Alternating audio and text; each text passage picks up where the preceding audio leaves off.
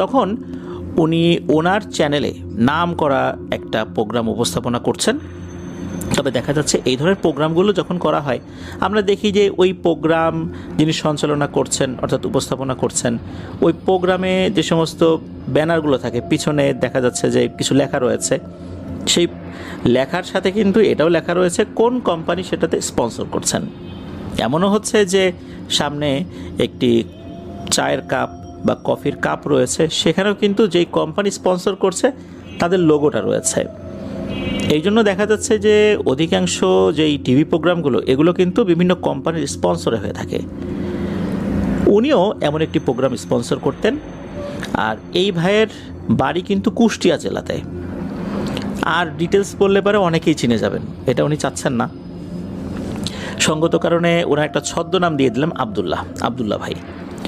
তো আবদুল্লাহ ভাইয়ের বাড়ি কুষ্টিয়াতে, আর কুষ্টিয়াতে হওয়ার কারণে দেখা যাচ্ছে কুষ্টিয়াতে যে বড় বড় নাম করা ইন্ডাস্ট্রিগুলো রয়েছে এনাদের কয়েকজনের সাথে ওনার খুবই ভালো সম্পর্ক হয়ে গিয়েছিল। যেহেতু টেলিভিশন চ্যানেলে কর্মরত রয়েছেন, বিভিন্ন প্রোগ্রাম করেন, তারপর দেখা যাচ্ছে বিভিন্ন নিউজগুলো তৈরিতে উনি সহযোগিতা করেন। এই কারণে অন্তত অনেক মানুষের সাথে ওনার সম্পর্ক হয়েছে। উনি তাদের সাথে যোগাযোগ করলে একটি নাম করা প্রতিষ্ঠান, বাংলাদেশে আসলে এই প্রতিষ্ঠানের নাম জানেন না বা ওই প্রতিষ্ঠানের পণ্য ঘরে নেই, এটা কিন্তু আসলে বলাটা খুবই মুশকিল যে এই প্রতিষ্ঠানের এই পণ্যটা আপনাদের বাড়িতে নেই। তাদের কোয়ালিটির কারণেই মূলত এটা আসলে অনেকেই কেনেন। তো সেই প্রতিষ্ঠানের বেশ বড় লেভেলের বলতে হবে যে একদম প্রধানের সাথেই উনি যোগাযোগ করেন।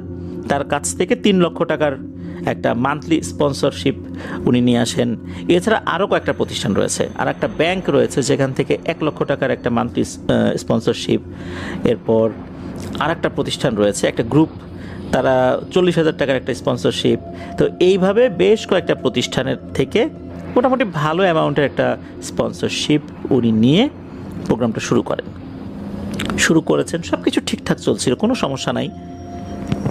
দেখা গেল যে ওনার সাথে আরও যারা কাজ করতেন, উনি তো একা করতেন না, দেখা যাচ্ছে যে ওখানে কম্পিউটারে যারা কাজ করছেন, এডিটর রয়েছে, ক্যামেরাম্যান রয়েছে, তারপর ওনার উপরেও কয়েকজন লোক রয়েছে।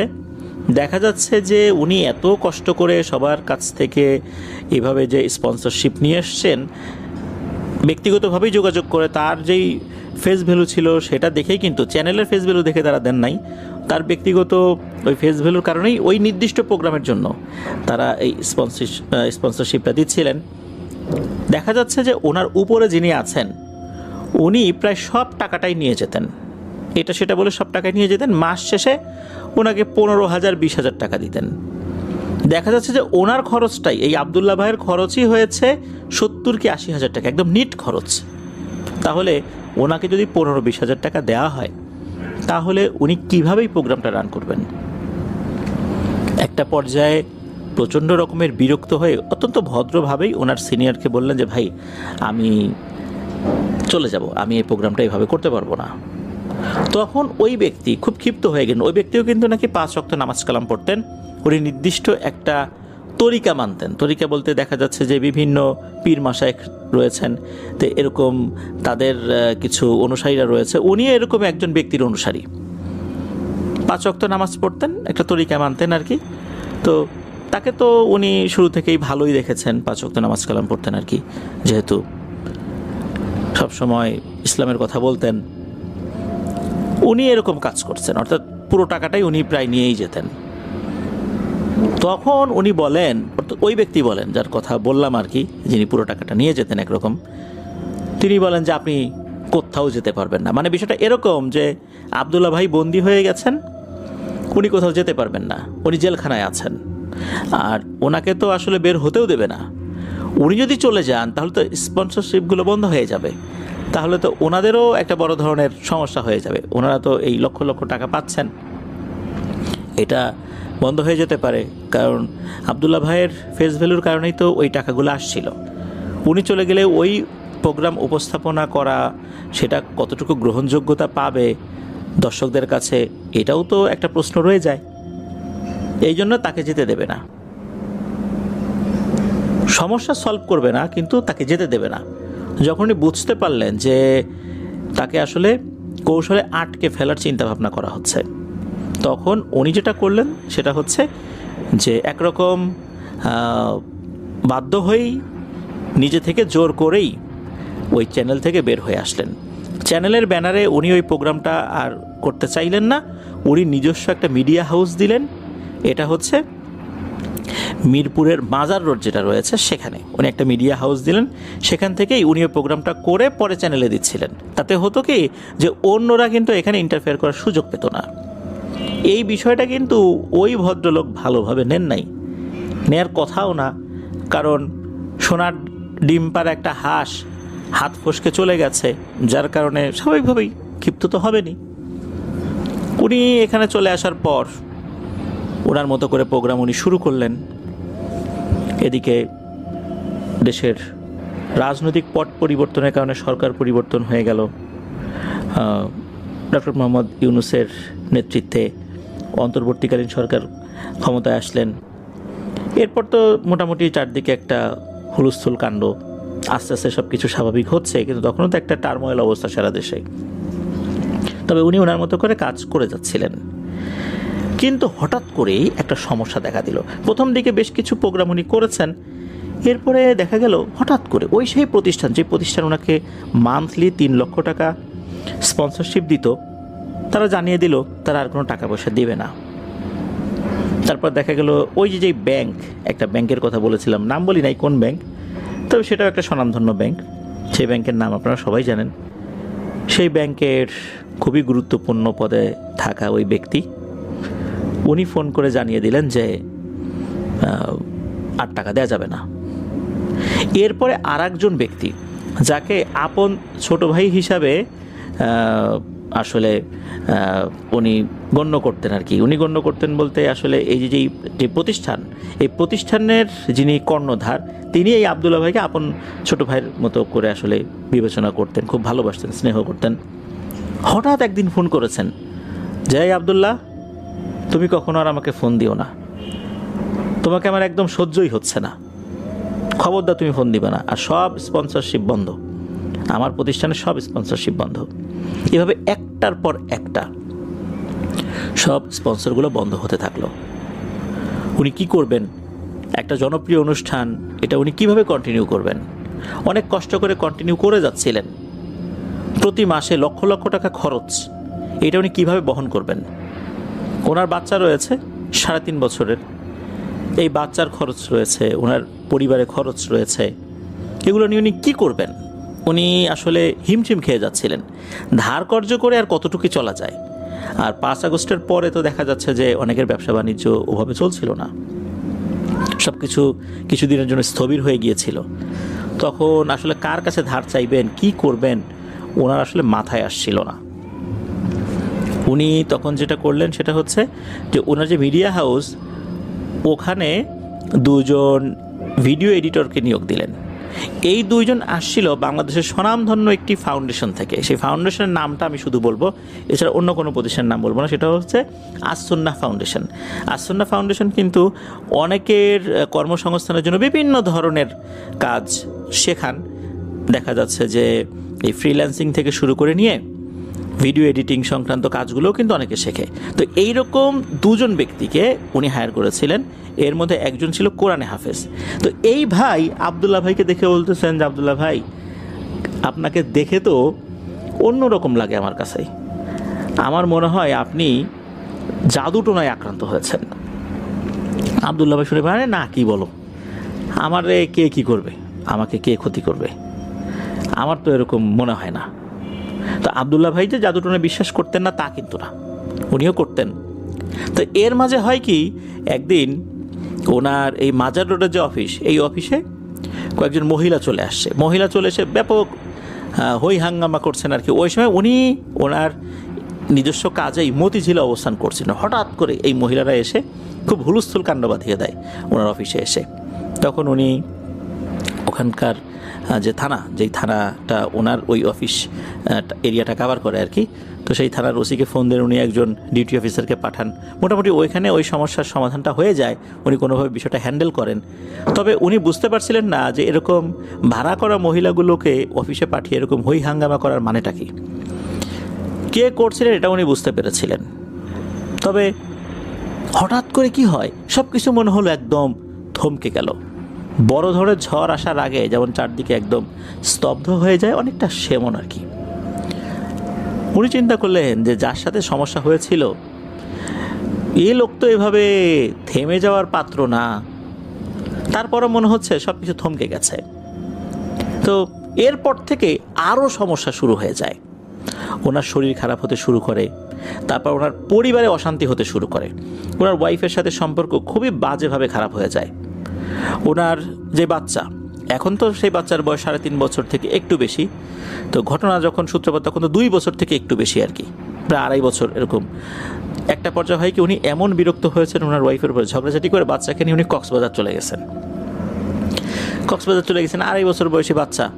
এই বাচ্চা তো আসলে মায়ের কাছেই বেশি থাকতে পছন্দ করে। তারপর উনি রাগ করে ওনার বাচ্চাকে নিয়ে চলে আসেন। এদিকে বাচ্চার মা তো কান্নাকাটি করছে, ওনার বিভিন্ন আত্মীয় স্বজনদের কাছে ফোন করে নালিশ করছে, দেখো বাচ্চা নিয়ে চলে গেছে, সে কোথায় ঘুরে বেড়াচ্ছে, এতটুকু বাচ্চা কী খাচ্ছে না খাচ্ছে। উনি তো আসলে চিন্তা করেছেন যে আমি ঘর সংসারই করব না এনার সাথে, মানে এইরকম চিন্তা। কিন্তু আসলে ব্যাপারটা হয়েছে কি, অতি ক্ষুদ্র কোনো বিষয় থেকে মনোমালিন্য হচ্ছে, যেগুলো আসলে কোনো ইস্যুই না। এই সমস্ত ইস্যু নিয়ে ঝগড়াঝাটি করা বা বাসার থেকে বাচ্চা নিয়ে বের হয়ে চলে যাওয়া, এটা কিন্তু আসলে হয় না। উনি পুরুষ মানুষ, বাচ্চাকে নিয়ে চলে আসেন। স্বাভাবিকভাবেই বাচ্চারা তো আসলে মায়ের কাছে থেকে অভ্যস্ত হয়ে যায়। বাচ্চাদের পরিষ্কার পরিচ্ছন্ন করা, তারপরে খাবার দাবার দেয়া, ঘুমানো, এটা তো আসলে বাচ্চার মাই বেশি করতে পারেন। কিন্তু উনি নিয়ে চলে আসছেন, এদিকে বাচ্চার মা অস্থির হয়ে গেছে, সে তার আত্মীয় স্বজনদের কাছে ফোন দিচ্ছে। এরকমভাবে তো মায়ের মন তো বাচ্চার জন্য কাঁদবেই। উনি ওনার জায়গা থেকে চেষ্টা করছেন, কক্সবাজার থেকে আবার টেকনাফে চলে গেছেন, এভাবে বাচ্চাকে নিয়ে ঘুরে বেড়াচ্ছেন। তো এরকম চলছে আর কি। পারিবারিকভাবে উনি প্রচণ্ড রকমের অশান্তিতে রয়েছেন। তখন ওনার মনে পড়ে ওই যে ওনার ভিডিও এডিটর একজন হাফেজ সাহেব বলেছিলেন যে একটা বিষয়, তখন তার সাথে আলাপ আলোচনা করেন। তো ওই ভিডিও এডিটরের পরিচিত একজন ব্যক্তি ছিলেন, উনিও ওই আসসুন্নাহ ফাউন্ডেশনের সাথে যুক্ত ছিলেন। তার বাড়ি হচ্ছে ব্রাহ্মণবাড়িয়া জেলার আখাউড়ার একদম এমন একটা জায়গায় যেখানে একদম বর্ডার, ইন্ডিয়ান বর্ডার আর কি। তার ফোন নাম্বার দেন, তার সাথে ফোনে যোগাযোগ করেন। কিন্তু তার কাছে যাওয়ার পথেও বিভিন্ন ধরনের বাধা আসছিল। যেদিন যাবার কথা ছিল সারাটা দিন সকাল থেকে টিপ টিপ টিপ টিপ করে বৃষ্টি হচ্ছে। যাবেন কি যাবেন না এটা নিয়ে দ্বিধাদ্বন্দ্বে ছিলেন। অপরিচিত একটা জায়গা, রাস্তাঘাটের কী অবস্থা হয়। এরপর উনি রওনা দিলেন। একটা সময় এসে উনি যখন আখাউড়াতে পৌঁছান তখন সন্ধ্যা হয়ে গেছে। এরপর আখাউড়া থেকে আবার তার বাড়ির উদ্দেশ্যে রওনা দিলেন। বিভিন্ন সময় ফোনে ইনস্ট্রাকশন নিচ্ছিলেন আর কি, কীভাবে যাবেন। এরপর একটা সময় এমন একটা জায়গায় এসে থেমে যান, ওখানে গিয়ে উনি মারাত্মক ভয় পাচ্ছেন। তখন রাত বেজে গেছে প্রায় 8:30টার মতো, কিন্তু ওখানে রাত 8:30টাও মনে হচ্ছে অনেক রাত। কেননা এমন একটা জায়গায় এসে উনি থেমে গেছেন, দেখা যাচ্ছিল যে একটা মেঠো পথ, রাস্তার 2 পাশেই বাঁশঝাড়, অনেক ঘন বাঁশঝাড়, ঘুটঘুটে অন্ধকার। এদিকে ওনার মোবাইল ফোনে চার্জ আছে 4 থেকে 5%।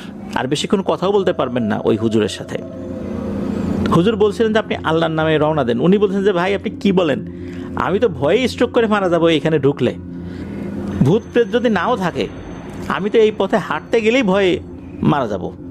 তখন ওই হুজুর বলছেন আপনি আল্লাহর নামে আসেন, আমি আছি, রাস্তার এই প্রান্তে আছি, আপনি আসেন, দেখবেন যে কিছুই হবে না। উনি ওই পর্যায়ে এসে প্রচণ্ড রকমের ভয়ও পাচ্ছিলেন, আবার বিরক্তও হচ্ছিলেন। হুজুর এতটুকু আসলেন, এইটুকু পথ উনি এগিয়ে কেন আসলেন না? 5 থেকে 7 মিনিট পায়ে হাঁটতে হবে আর কি। তো এতটুকু পথ উনি এগিয়ে আসতেন, তাহলেই তো ঝামেলা আর থাকতো না।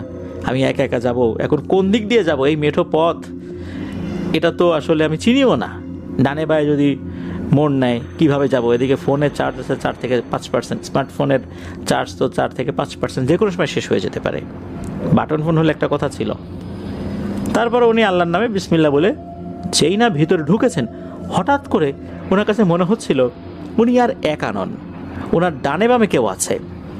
ঘুটঘুটে অন্ধকারের মধ্যে ওনার কাছে মনে হচ্ছিল উনি স্পষ্টভাবে এই পথ দেখতে পাচ্ছিলেন। ওনার 2 পাশে মনে হচ্ছে আলো রয়েছে, ওই আলোয় উনি পথ চলছেন। ওনার কাছে মনে হচ্ছিল কি ব্যাপার, সকাল হয়ে গেছে নাকি দুপুর হয়ে গেছে, এমন মনে হচ্ছে কেন? তো উনি হাঁটছেন, অল্প সময় হাঁটার পরে দেখা গেল সামনে হুজুর আছেন। তো সালাম বিনিময়ের পরে তখন কিন্তু চারদিকে আবার অন্ধকারে উনি দেখছেন। এরপর হুজুরের বাসায় আসেন। হুজুরের বাসাটা হচ্ছে মাটির তৈরি বাড়ি আর কি।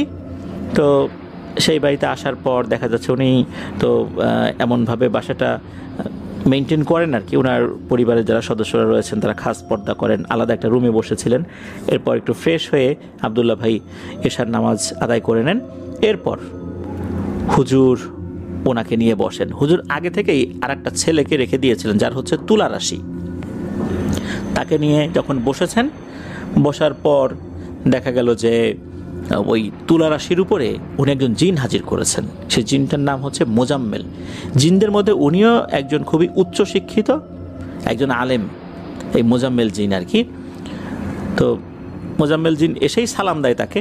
সালাম দেওয়ার পর জিজ্ঞেস করছে যে হুজুর, আপনি কি এই লোকটার বিষয়ে আপনি আমাকে ডেকেছেন? ইনার সমস্যা, ইনি রোগী? তখন হুজুর বলেন জি উনি। তখন বলছেন যে আমাকে একটু সময় দেন, আমি এখন একটু দেখে আসছি। তো ওই অবস্থায় কয়েক মিনিট চলে যায়। কয়েক মিনিট যখন চলে যায় এরপর আবার কথা শুরু হয়ে যায়। তখন বলছেন যে আসলে এনার উপর খুবই বাজে ধরনের কালো জাদু করা আছে। ওনার উপর 3 ধরনের কালো জাদু করা আছে। একটা হচ্ছে ওনার ব্যবসায়িক, উনি আর্থিকভাবে অনেক দুর্বল হয়ে পড়বেন। আর একটা হচ্ছে পারিবারিকভাবে উনি এখন আর শান্তি পাবেন না, সংসারে অশান্তি লেগে থাকবে। আর একটা হচ্ছে শারীরিক, উনি শারীরিকভাবে আস্তে আস্তে দুর্বল হতে থাকবেন। ইতিমধ্যে বেশ কিছুটা হয়েও গেছেন, তবে সেটা এখনও তীব্র আকারে পৌঁছায় নাই। তখন হুজুর বললেন যে এটা কি সমাধান করা যাবে?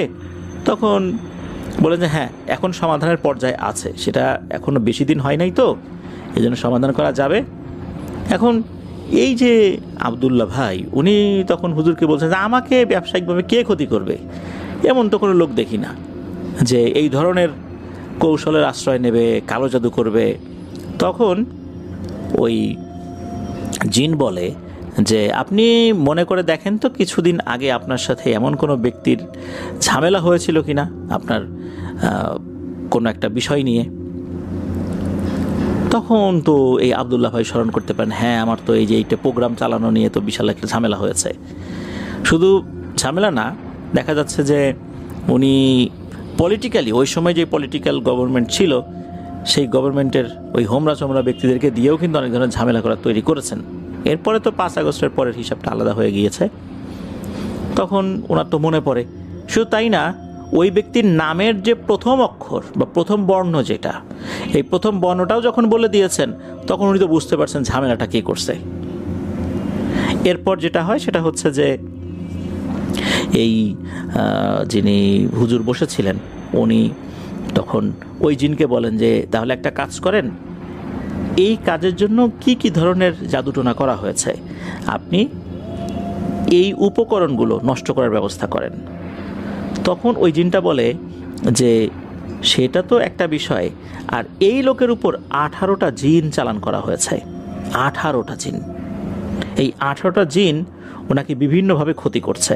তবে ওনার ক্ষতিটা তীব্র থেকে তীব্রতর হওয়ার কথা থাকলেও এখনও হয়নি। এই কারণে উনি কথায় কথায় সুবহানাল্লাহ, আলহামদুলিল্লাহ, ইনশাল্লাহ বলে কাজ শুরু করেন। আল্লাহর উপর ভরসা করে কাজ শুরু করেন। যখন কথা বলেন তখন বলেন যে আল্লাহ চাইলে এটা হবে। এই কারণে, এই আল্লাহর উপর ভরসা করার কারণে এই জিনেরা অনেক ক্ষয়ক্ষতি করেছে, কিন্তু সেটা কাজে লাগে নাই। এরা এখনও চালিয়েও যাচ্ছে। 18টা জিন যে শুরু থেকেই ছিল বিষয়টা এরকম না। এরা যখন বেশ কিছু এসে কাজ শুরু করেছে, কোনো কাজ সেভাবে হচ্ছে না, নির্দিষ্ট সময়ের মধ্যে হচ্ছে না, এরা আরও কয়টাকে ডেকে নিয়ে এসেছে। বর্তমানে 18টা জিন এখানে এসেছে। তখন হুজুর বলেন যে ঠিক আছে, যে তাবিজগুলো আছে এই তাবিজগুলো আপনি একটু উদ্ধার ব্যবস্থা করেন। তখন উনি আরেকটু সময় নেন। এরপর নাকি 2টো তাবিজ কোত্থেকে নিয়ে আসছেন এবং হুজুরকে বলেন যে আপনি এই 2টো নষ্ট করে দেন। আশা করা যায় আপাতত সমাধান হবে, তবে এটা পুরোপুরি কাটবে না, আরও অনেকগুলো ব্যাপার রয়েছে, সময় তো অল্প, পরবর্তীতে দেখা যাবে। তখন হুজুরকে ওই জিন বলেন যে আমাকে যদি আরও কোনো কাজ না দেন তাহলে আমি এখন অনুমতি চাই চলে যাবার জন্য। এরপর অনুমতি দেওয়া হয়, তখন নাকি ওই জিনটা চলে যায়। হুজুর কিন্তু আবদুল্লাহ ভাইকে আপ্যায়ন করার জন্য সব বন্দোবস্ত করে রেখেছিলেন। উনি যেহেতু এত রাত্রে আসছেন, একদম বর্ডার এরিয়ার এখানে রাত্রে যেতে অসুবিধা হতে পারে, এই জন্য উনি ওনার ঘুমানোরও ব্যবস্থা করে রেখেছিলেন যদিও বা। তবে আবদুল্লাহ ভাই থাকেন নাই, এই কারণে থাকেন নাই কারণ ওনার আবার সকালবেলা কাজ ছিল, একটা অ্যাসাইনমেন্ট ছিল আর একটা জায়গায়, সেটা করতে হবে, এই জন্য থাকতে পারেন নাই। যেটা করেন আর কি সেটা হচ্ছে ওইখান থেকে বিদায় নেন। বিদায় নেবার পর ওই যে বাঁশঝাড়টা, ওই বাঁশঝাড়টা কিন্তু ওই একই রকমভাবে আসছেন। তবে এখানে একটা ব্যাপার, সেটা হচ্ছে যে হুজুর বলে দিয়েছিলেন যে আপনি যে এই যে আলোকিত আসার সময়ও দেখেছেন, যাওয়ার সময় দেখবেন, আল্লাহর দুইজন নেককার বান্দা আপনার সাথে থাকবে, ইনশাল্লাহ ভয়ের কোনো কারণ নাই। আপনি ওখানে যে আলো দেখেছেন এটা আসলে ওরাই আলো দেখিয়েছে আপনাকে, এবং যাওয়ার সময় একই রকমভাবে নিয়ে যাবে, কোনো সমস্যা নেই। উনি যখন ওখান থেকে বের হন রাত 11টার কাছাকাছি বাজে। উনি যখন বের হয়েছেন, বের হওয়ার পর দেখলেন একটা অটো দাঁড়িয়ে আছে। আসলে ওই সময় ওই রাতে ওখানে অটো থাকার কথা না, তখন আবার টিপটিপ বৃষ্টি শুরু হয়েছে। অটোওয়ালাকে জিজ্ঞেস করতেই বলে যে হ্যাঁ যাবো, কোথায় যাবেন, চলে নিয়ে যাচ্ছি। উনি উঠে বসেন, উনি এই ব্রাহ্মণবাড়িয়ার বিশ্ব রোড পর্যন্ত আসেন, এরপর অটো ছেড়ে দেন তার ভাড়া মিটিয়ে। অটোওয়ালাকে দেখে কিন্তু স্বাভাবিক কোনো মানুষের মতোই মনে হয়েছে, ওরকম ভিন্ন রকম কিছু মনে হয়নি। এরপর যেটা হয় সেটা হচ্ছে যে ওখানে দেখলেন যে ওই বিশ্ব রোডে একজন পুলিশ ডিউটি করছে, একজন না কয়েকজন ছিল, তার মধ্যে যিনি একটু সিনিয়র ছিলেন তার সাথে কথা বললেন যে ভাই আমি তো এরকম এরকম একটা প্রোগ্রাম করি, এখন বাসে উঠি কিভাবে। তখন পুলিশ বলেন যে আপনি এটা নিয়ে দুশ্চিন্তা করবেন না, আমি ভালো একটা গাড়িতে আপনাকে তুলে দেওয়ার ব্যবস্থা করছি ওদের সুপারভাইজারের সাথে কথা বলে। সাধারণত দেখা যায় যে ভালো যেগুলো গাড়ি আর কি, মানে খুব ব্র্যান্ডের গাড়ি যেগুলো, এগুলো কিন্তু যত্রতত্র যাত্রী তোলে না। তবে এই ব্রাহ্মণবাড়ির যে বিশ্ব রোডটা, এখান থেকে কিন্তু অনেকেই যাত্রী তোলে। তো ওইরকম একটা ভালো গাড়ির সাথে কথা বলে ওই পুলিশ সদস্য ওনাকে ওই গাড়িতে তুলে দেন।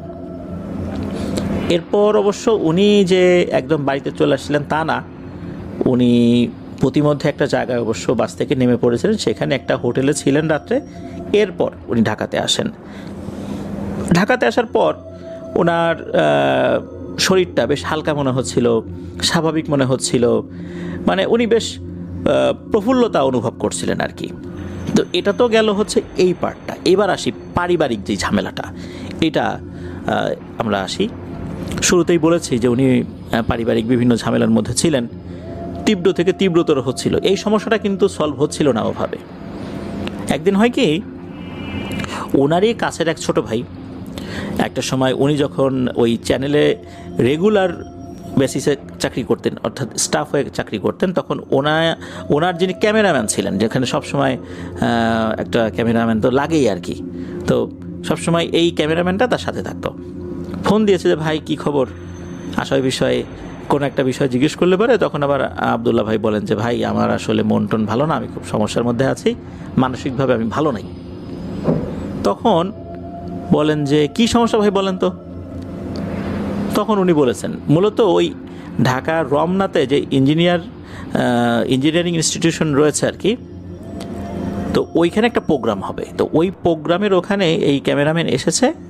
এরপর হচ্ছে আবদুল্লাহ ভাইকে ফোন দিয়েছেন। এদিকে আবদুল্লাহ ভাইয়ের মন মেজাজ ভালো না, স্বাভাবিকভাবে মন ভালো না থাকলে আসলে কারোর সাথে দেখা করে গল্প গুজব করার মতো আসলে মন মানসিকতা থাকে না।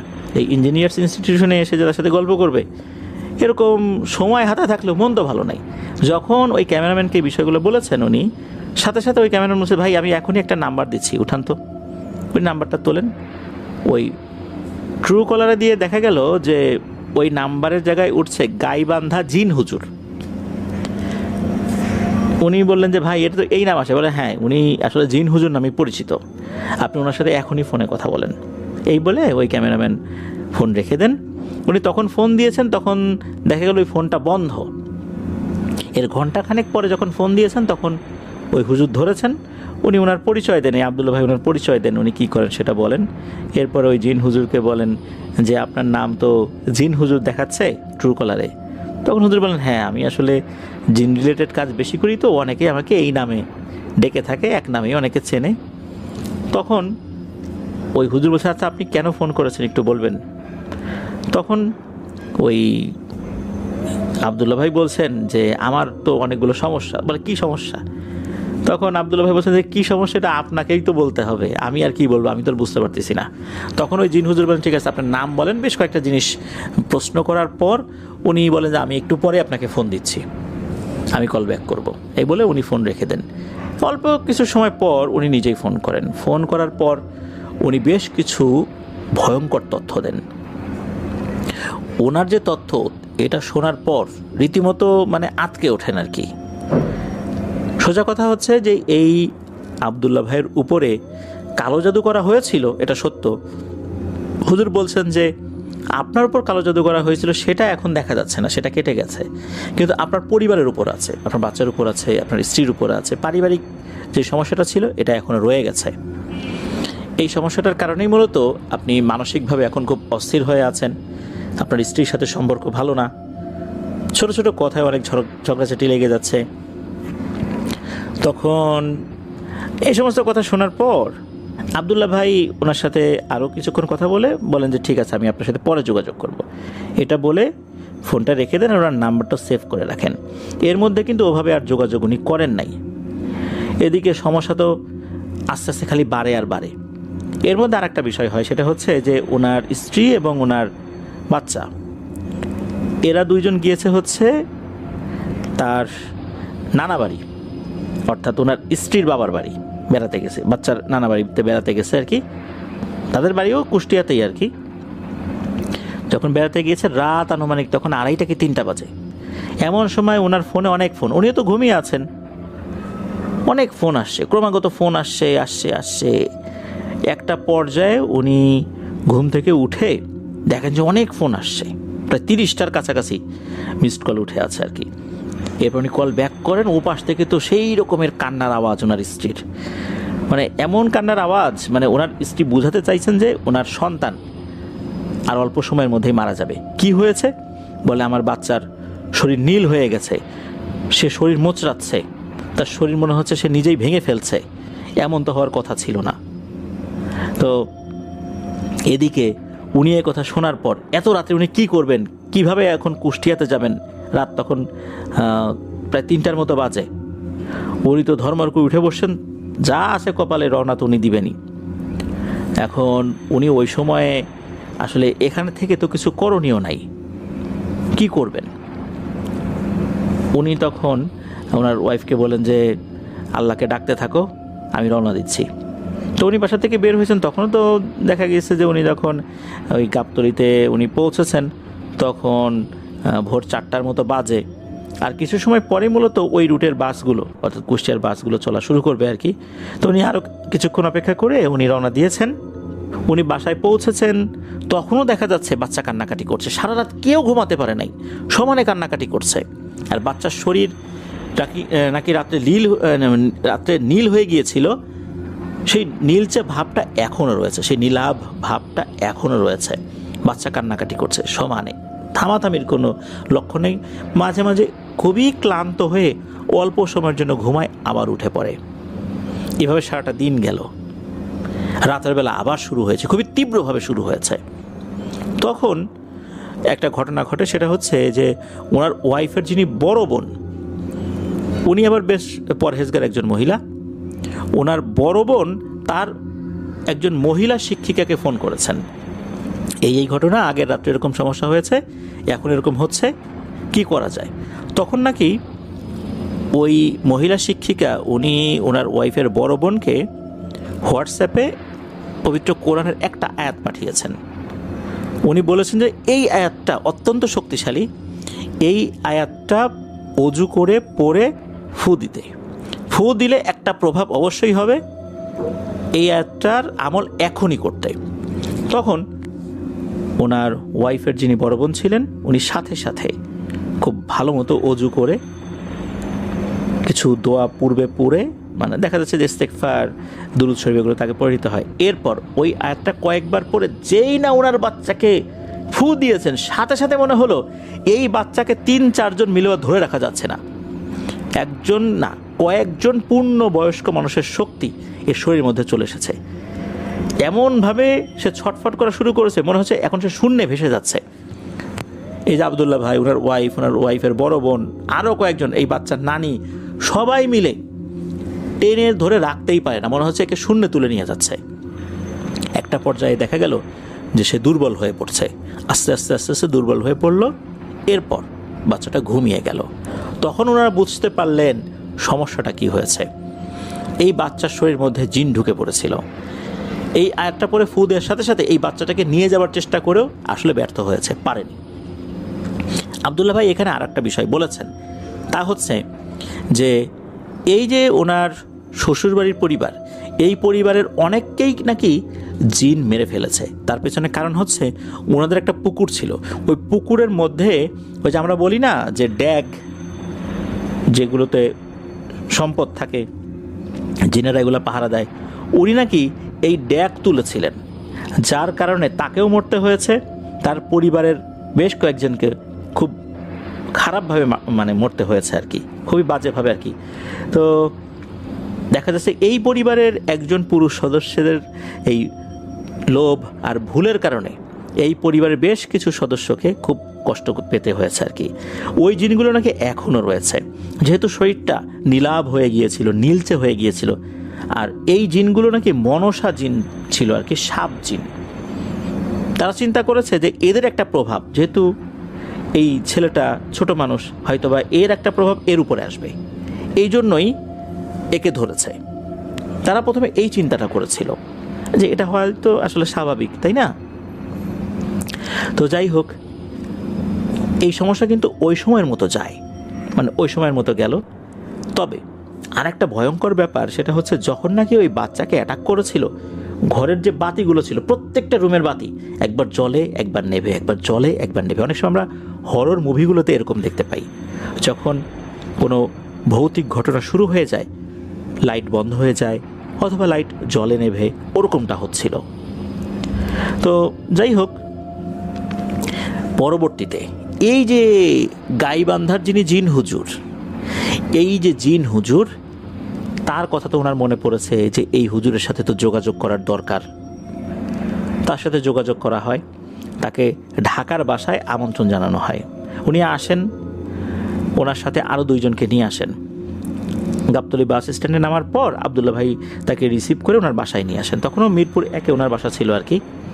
ওখানে নিয়ে আসার পর হুজুর যেই না ঢুকবেন বাড়িতে, তখনই উনি বলে উঠছেন, এই তুই এখানে কেন? তোর এখানে কাজ কি? তুই তো ভালো লোক না, দাঁড়া আমি সব খোঁজ খবর নিচ্ছি। তখন ওই জিন হুজুর বলতেছে, আচ্ছা ভাই, আপনার বাসায় কি সন্ধ্যার পর বা রাতের বেলা মাছ পচা গন্ধ পান আপনি? তখন বলছেন, হ্যাঁ এরকম তো আসলে হচ্ছে।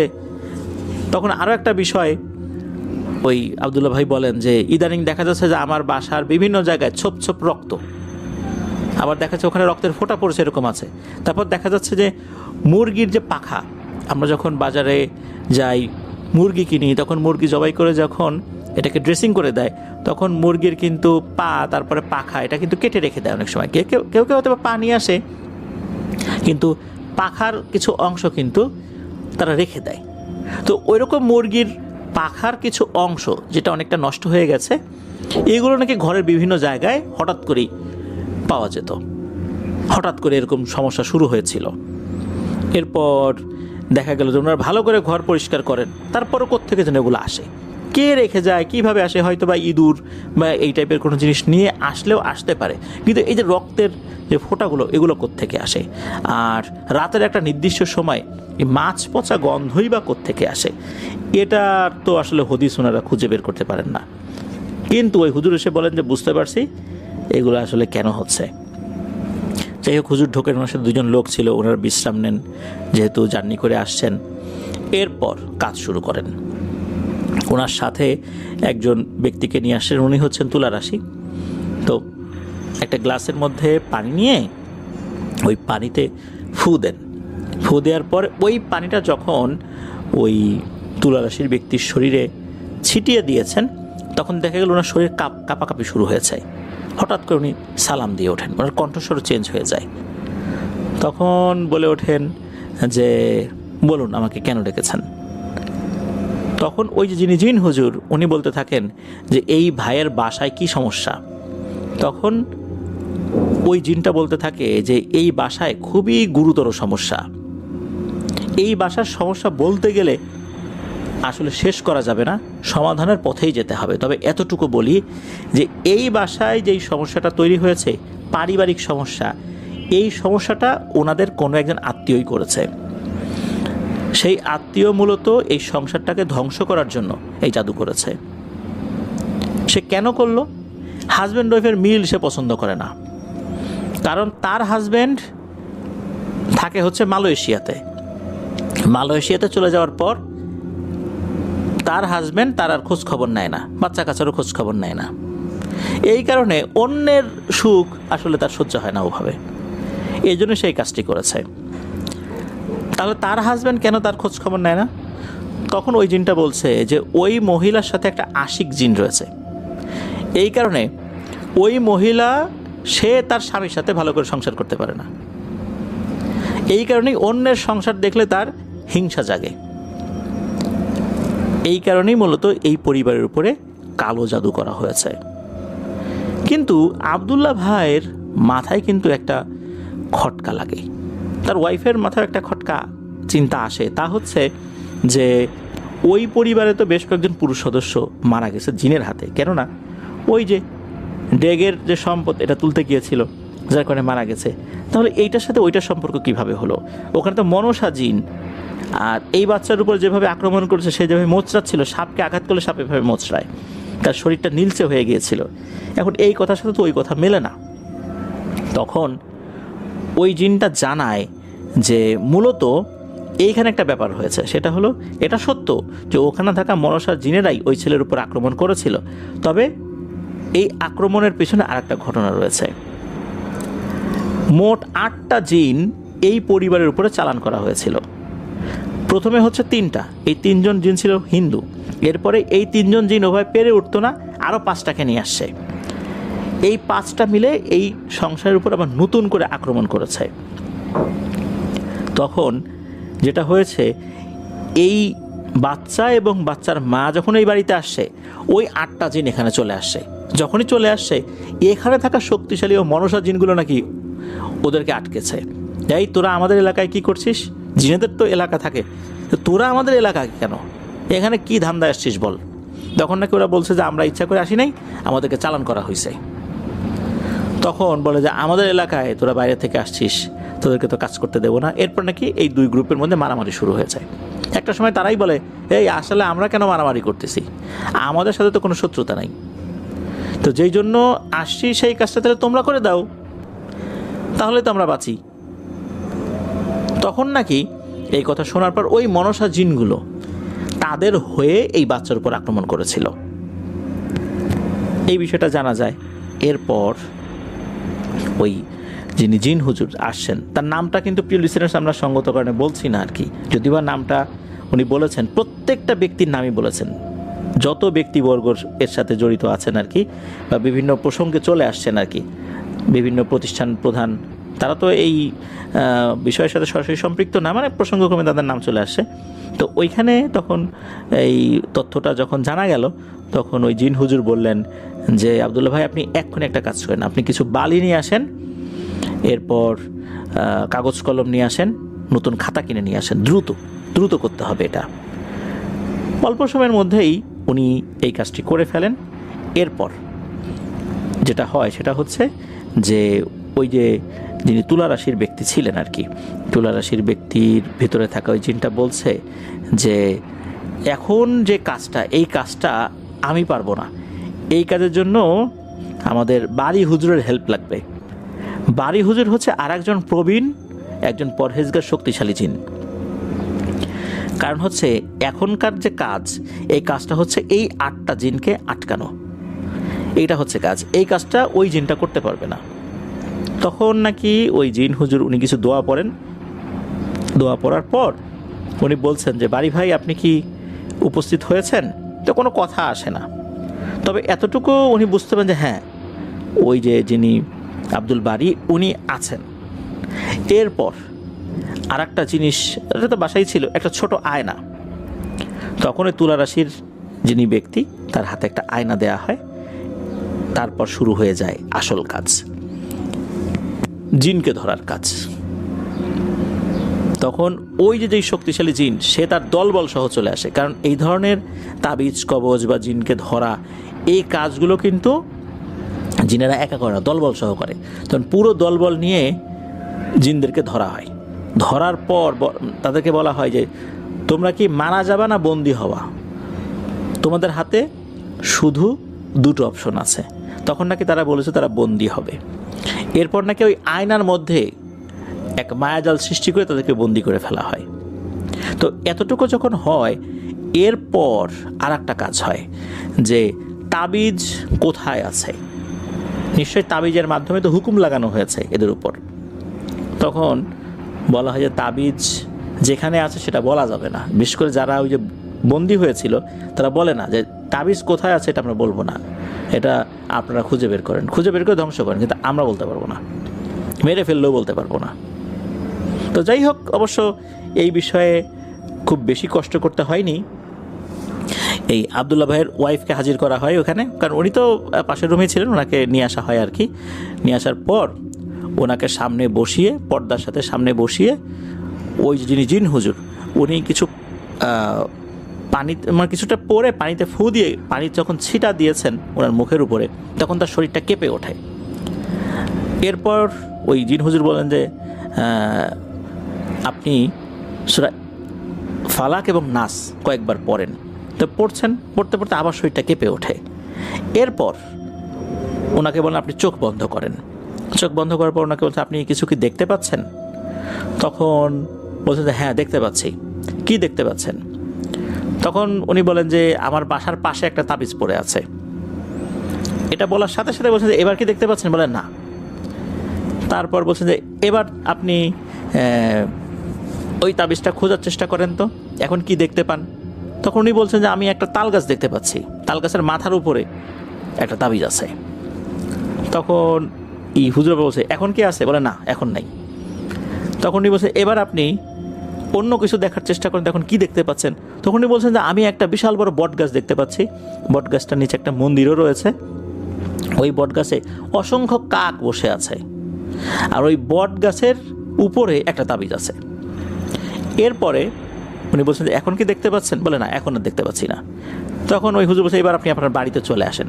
বাড়িতে আসার পর এখন কয়জনকে দেখতে পাচ্ছেন?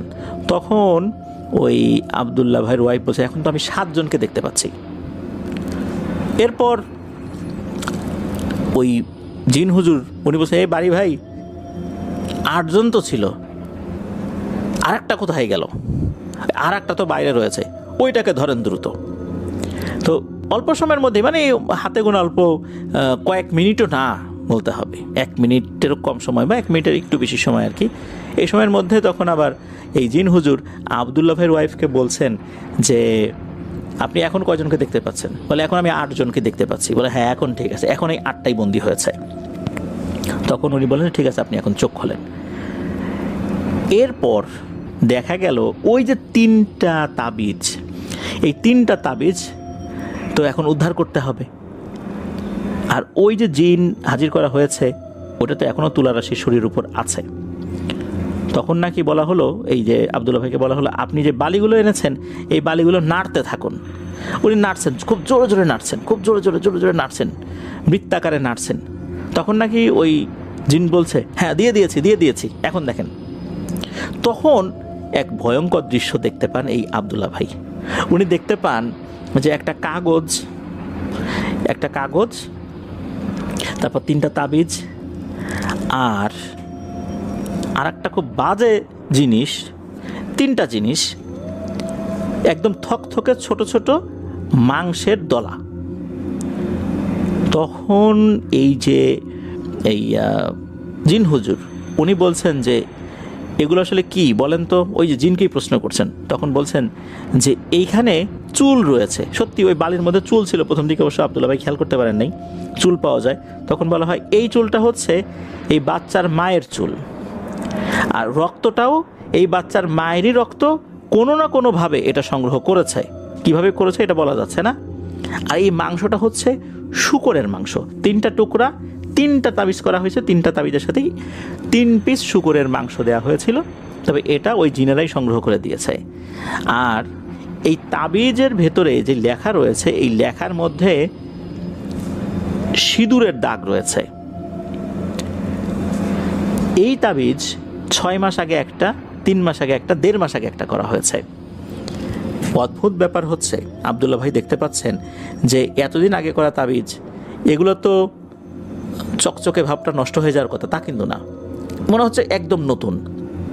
শুধু তাই না, এই যে শূকরের মাংসগুলো মনে হচ্ছে মাত্র পিস পিস করে কাটা হয়েছে, এখনও ওটার সাথে থাকা কিছুটা হালকা রক্ত রয়ে গেছে, একদম তরতাজা রক্ত। আর তাবিজটা খুলে দেখা গেল ওখানে যে লেখাগুলো রয়েছে মনে হচ্ছে মাত্র লেখা হয়েছে, লেখাগুলো তখনও চকচক করছে, এমন একটা অবস্থা। মাত্র লেখা আর বেশ আগে লেখা, এর মধ্যে তো পার্থক্য রয়েছে। তারপর যে চুল, এই চুলগুলো মনে হচ্ছে যে কোনো ময়লা নাই এর সাথে। তারপর যে রক্ত দিয়ে ওই তাবিজের উপরে কিছু একটা লেখা হয়েছিল, মনে হচ্ছে এই রক্তটা মাত্র লেখা হয়েছে, রক্তটা তখনও ভেজা, এরকম মনে হচ্ছে। তখন হুজুর বললেন যে এই ধরনের জিনিসগুলো কখনো আসলে সহজে নষ্ট হয় না, এটা একই রকম থাকে বছরের পর বছর, একই রকম থাকবে, এগুলো আসলে নষ্ট হয় না। এরপর ওই জিনটা বলেন যে আপনি এগুলো এখন রুকিয়া করে নষ্ট করে যে কোনো জায়গায় ফেলে দিতে পারেন, আপনার কোনো সমস্যা নেই, এটা দিয়ে আর কোনো কাজ হবে না। তখন হুজুর সেটাই করেন, ওই জিনও চলে যায়। তো আলহামদুলিল্লাহ এরপরে পারিবারিকভাবে ওনারা অনেকটাই স্বাভাবিক হয়ে যান, ওই অশান্তিগুলো আল্লাহর রহমতে অনেকটা কেটে যায়। তবে আবদুল্লাহ ভাই বলেছিলেন যে ওই জিন হুজুর যিনি গাইবান্ধা থেকে কয়েকবার এসেছিলেন আর কি, মানে কয়েকবার আসার পর পরিপূর্ণভাবে এই সমস্যাটার সমাধান হয়েছিল। এদিকে এই যে আবদুল্লাহ ভাই, উনি তো আসলে ঢাকায় ভাড়া বাসায় থাকেন, উনি যে আর্থিকভাবে ব্যাপকভাবে ক্ষয়ক্ষতির সম্মুখীন হয়েছেন, এগুলো কাটিয়ে উঠতেও তো একটা সময়ের ব্যাপার।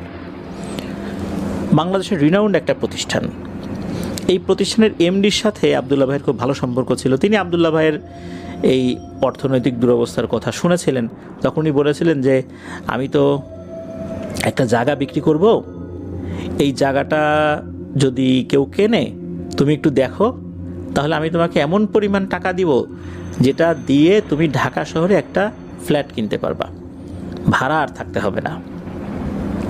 আবদুল্লাহ ভাই তো বেশ চেষ্টা করছেন। এর মধ্যে আর একজন খুব ভালো মানের প্রতিষ্ঠানের মালিকের সাথে তার পরিচয় হয়ে যায়। উনি আবার বলছিলেন যে আমার তো ওই এলাকায় একটা ইন্ডাস্ট্রি করতে হবে, ভালো একটা জায়গা দরকার, তোমার জানা মতে কোনো জায়গা কি আছে কি না, তুমি যেহেতু অনেক মানুষের সাথে চলাচল করো। তখন তো ওনার ব্যাটে বলে মিলে যায় যে উনিও যেই এলাকায় জায়গা খুঁজছেন আর যেই ব্যক্তি বিক্রি করতে চাচ্ছেন সবার মানে জায়গাটা ওই একই জায়গায়, যিনি বিক্রি করবেন যিনি কিনবেন ওই একই জায়গা, তাহলে তো ভালোই হয়ে যায়। জায়গা দেখানো হয়, সবারই পছন্দ হয়ে যায়, সব কিছু ঠিকঠাক, মৌখিকভাবে এগ্রিমেন্টও শেষ। দেখা গেল যে ওনারা খুবই কাছাকাছি একটা ডেটে সব কিছু করে ফেলবেন আর কি, সব কিছু ওকে, সব কিছু ওকে।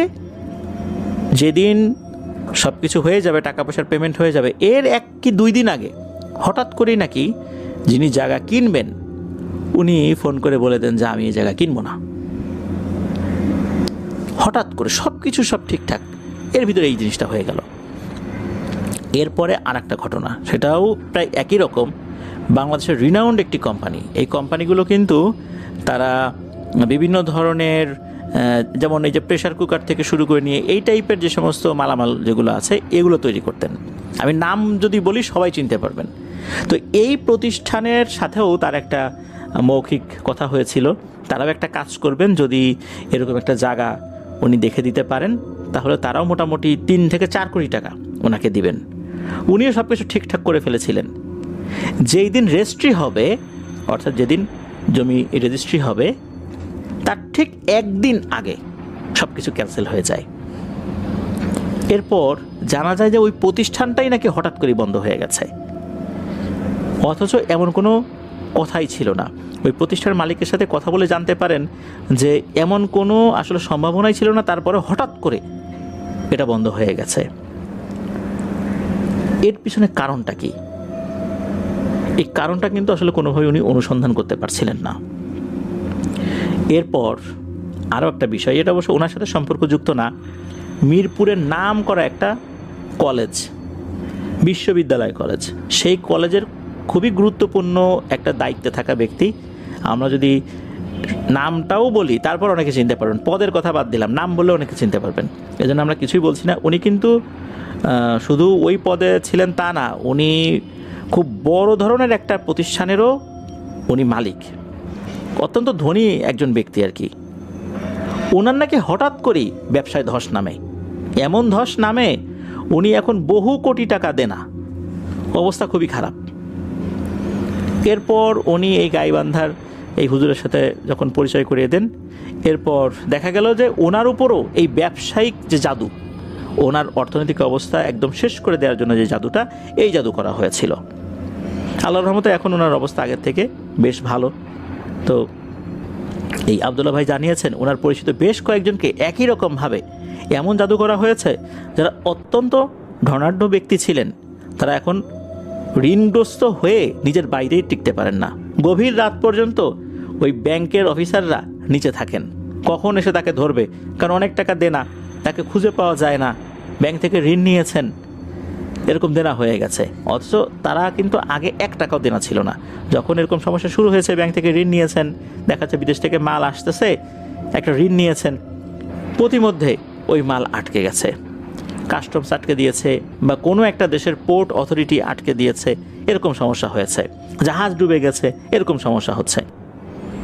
তো এরকম সমস্যা অনেকেরই হচ্ছে। তো আরও একটা বিষয় জানিয়েছেন, এই যে জিন হুজুর, উনি নাকি একটা অদ্ভুত ট্রিটমেন্ট দিয়েছিলেন। তা হচ্ছে ওই বাড়ি থেকে যখন ফাইনাল ট্রিটমেন্টটা হয়ে যায়, তখন একটা গ্লাসের মধ্যে পানি নিয়ে উনি কিছু পরে ফু দিয়ে ওই গ্লাসটা উল্টো করে ধরেছিলেন। দেখা গেল 1 ফোঁটা পানিও নিচে পড়ছে না। এরপর একটা কাপড়ে পেঁচিয়ে এই আব্দুল্লাহ ভাই, ওনার ওয়াইফ এবং ওনার বাচ্চা যে রুমে ঘুমান, ওইখানে একটা জায়গায় উল্টো করে ঝুলিয়ে রাখতে বলেছে। উল্টো করে ঝুলিয়ে রাখলে কিন্তু পানি পড়ে যাবে। আব্দুল্লাহ ভাই দেখলেন যে 1 ফোঁটা পানিও পড়ে না। ওটা 11 দিন ঝুলিয়ে রাখার কথা। হুজুর বলেছিলেন যে 11 দিনে আস্তে আস্তে এই পানিটা শুকিয়ে যাবে। শুকাতে শুকাতে 11 দিনের দিন আর কিছুই থাকবে না। সত্যি তাই। মাঝে মাঝেই কিন্তু আব্দুল্লাহ ভাই চেক করে দেখতেন যে কী অবস্থা পানির। উনি দেখতেন যে পানি কিন্তু ওরকমই আছে, উল্টো গ্লাস, পানি একটু একটু করে কমছে, একটু একটু করে কমছে, মানে শুকিয়ে যাচ্ছে। 11 দিনের দিন ওখানে কোনো পানি ছিল না। এছাড়া ওনাদেরকে আরও একটা গ্লাসে পানি পরে দিয়ে গিয়েছিলেন উনি, কিছু একটা লিখে, জাফরানের কালিবাই টাইপের কোনো কিছু দিয়ে কাগজে কিছু একটা লিখে, পাতলা কাগজে লিখে ওই গ্লাসের মধ্যে দিয়েছিলেন। বলেছেন যে এখান থেকে একটু একটু করে পানি নিয়ে খেতে, গোসল করতে সবাই মিলে। এটাও কিন্তু 11 দিন বা তারও কিছুটা বেশি সময় হতে পারে। তো ওই কাগজটা কিন্তু অল্প সময়ে যদি পানির মধ্যে থাকে সেটা কিন্তু একদম গলে যায়, অথচ এতগুলো দিন ওখানে থাকলো, ওর কালিগুলোও ওঠে নাই, কাগজও গলে নাই। এটা একটা অদ্ভুত বিষয় বলে জানিয়েছেন আব্দুল্লাহ ভাই। জানিয়েছেন যে এই যে ওনার যে আত্মীয় একজন মহিলা যে কাজটি করেছেন, এটা ওয়ান কাইন্ড অফ সাইকো, অর্থাৎ সে একজন মানসিক রোগী বলতে হবে আর কি। অন্যের সুখ ভালো লাগে না। এরপর ওনার একজন কলিগ এরকম ক্ষতি করেছিলেন।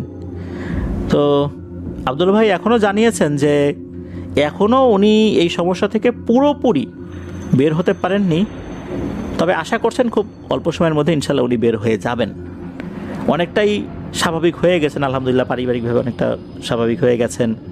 অর্থনৈতিকভাবে এখনও পূর্ণ স্বাভাবিকতা আসেনি, তবে সেটাও অনেকটাই স্বাভাবিক হওয়ার দিকে আছেন বলে জানিয়েছেন আর কি। তো আমরা দোয়া করব আল্লাহ তাআলার কাছে যে আব্দুল্লাহ ভাই সহ এরকম আরও যারা আছেন, আল্লাহ তাআলা তাদেরকে এই ধরনের বিপদ আপদ থেকে হেফাজত করুন।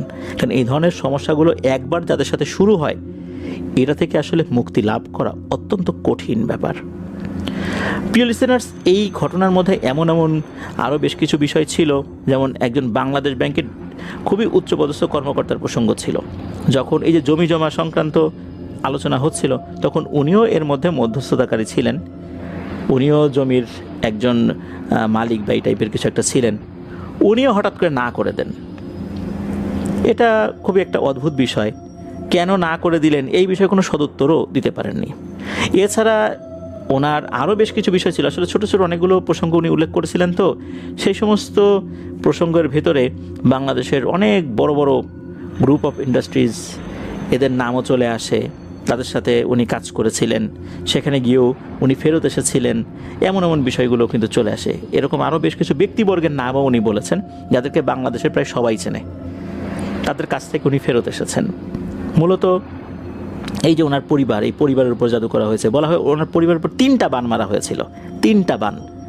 এবং আল্লাহর কি অশেষ রহমত, এই 3টা বানের যে মেয়াদ ছিল, এই মেয়াদ হওয়ার আগেই ধরা পড়ে গিয়েছিল আর কি। বিশেষ করে ওই জিনগুলো যদি এই এলাকায় না আসতো, ওই বাচ্চাদের উপরে, বিশেষ করে ওনার যে বাচ্চা, এই বাচ্চার উপর যদি প্রবলভাবে প্রভাব বিস্তার না করতো, তাহলে কিন্তু অনেকটাই নাকি জানা যেত না। মূলত এই জিনিসটা খারাপ করতে গিয়ে ভালো হয়ে গেছে। ওনারা জেনেছেন, জানার কারণে মূলত এই বানটা আল্লাহর রহমতে কাটানো সম্ভব হয়েছিল। ওনারা যদি এটার উপরেই থাকতেন, হয়তো বা ম্যাক্সিমাম 3 মাস পর ওনার স্ত্রী, সন্তান, উনিও মারা যেতেন। এই 3 জনের উপর 3টা বান মারা হয়েছিল। প্রিয় লিসেনার্স, আপনারা একবার ভাবুন যে আমরা কি ভয়ঙ্কর বিপদের মধ্যে আছি। আমরা মনে করি বাড়িতে চোর ডাকাত আসলেই আমাদের সম্পদ চুরি করে নিয়ে যাবে, আমাদের বিপদ হবে। তারপরে আরও অনেক ধরনের কাজ আছে যেগুলো করলে বিপদ হবে। কিন্তু আমরা এই ধরনের কোনো কাজ না করেও ভয়ঙ্কর বিপদের মধ্যে আছি। আমাদের আত্মীয় স্বজনরা আমাদের বড় ধরনের বিপদে ফেলে দিবে। আমাদের অনেক কাছের মানুষজন আমাদের অনেক বড় ক্ষতি করবে, আমরা বুঝতেও পারবো না। আর আরেকটা বিষয়, সেটা হচ্ছে, এটা মাঝে মাঝে আমি বলি, এই বিষয়ে যে যত কম বিশ্বাস করবে তার ক্ষতি করা তত বেশি সহজ। মানে যার বিশ্বাস যত কম তার ক্ষতি করাও তত সহজ। উনি দেদারসে সব কিছু খেয়ে ফেলবেন, তার পেটের মধ্যে জাদুর উপকরণ ঢুকিয়ে দেওয়া সম্ভব। উনি অসুস্থ হবেন, উনি ডাক্তারের কাছে দৌড়াবেন, দৌড়াতে দৌড়াতে তো ওনার অবস্থা খারাপ হয়ে যাবে, ডাক্তার কিছুই ধরতে পারবে না।